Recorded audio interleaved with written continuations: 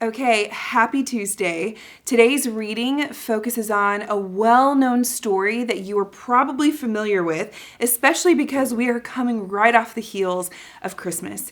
But what I want to share with you in this short video is something that just blew my mind when I heard it for the very first time. So there's lots of elements of this story that are very familiar, including the visit of the wise men. First, they go to Herod and they, want to know, where is this king that's been born? Which is probably a little concerning to Herod, to say the least. But in this, you should know the wise men in Matthew's gospel are therefore the very first people to declare that Jesus is king. But that's not even what I want to focus on. What I want to focus on are the gifts that they bring. Because again, we've just experienced Christmas. Every one of us, I'm sure, received really good or hopefully really good gifts as part of the Christmas season. The wise men, however many of them there are, bring Jesus 3 gifts. You know them: gold, frankincense, and myrrh. But what's really powerful about these 3 gifts in particular is they're not random at all. I mean, we kind of look back at this story and go, gold, okay, that makes sense. Frankincense, maybe it smells good, but myrrh, what kind of gift is myrrh to a baby, right? Baby wipes, diapers, those are the kinds of things you bring a baby, or maybe even just something nice for the mom because she's been through a lot. But these gifts are actually very symbolic that the wise men, these magi, bring from the east. First, gold. In the ancient world, gold is more than just about monetary value. It symbolizes royalty, especially as you go back into the Old Testament. Whenever you hear lots of gold described in certain passages, it's either talking about the temple and worship, or it's talking about kings in all their splendor. So the fact that these magi bring Jesus gold is a sign that they are attributing to him this royal status. By the way, the fact that they're bringing him gifts at all means they view him as superior. That's the idea behind gifts. You give gifts to people in the ancient world you view as superior or worthwhile of receiving these gifts. So royalty is the first one. And then frankincense is actually a symbol of Jesus' divinity. Frankincense is not just a random incense. It was actually used in worship and important social gatherings, in particular with the temple. So when they bring him this frankincense, it's actually an act of worship and even a way of designating that Jesus is worthy to be worshiped. It's a symbol of his divinity. And then finally, there's myrrh.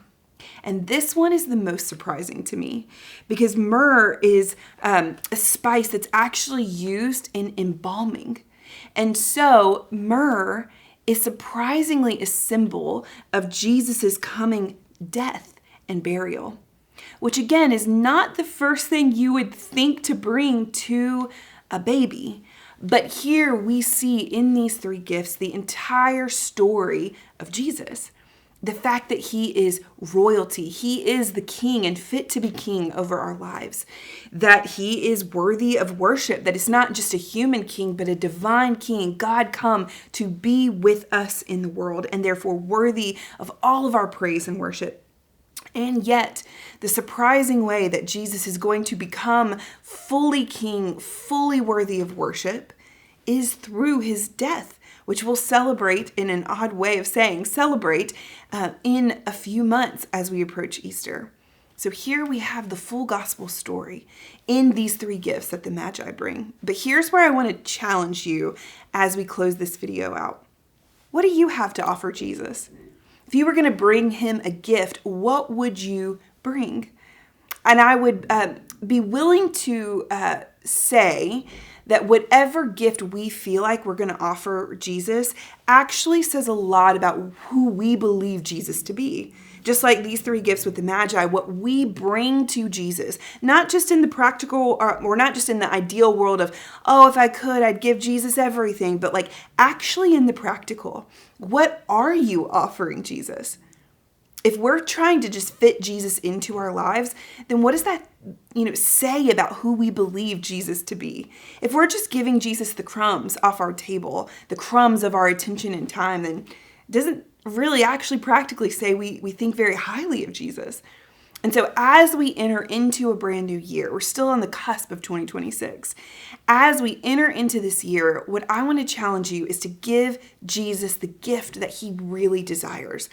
You, your time, your attention, your focus. Fix your eyes on the risen King, the babe that was born, who is not just human but divine, the King that has all the authority over your life.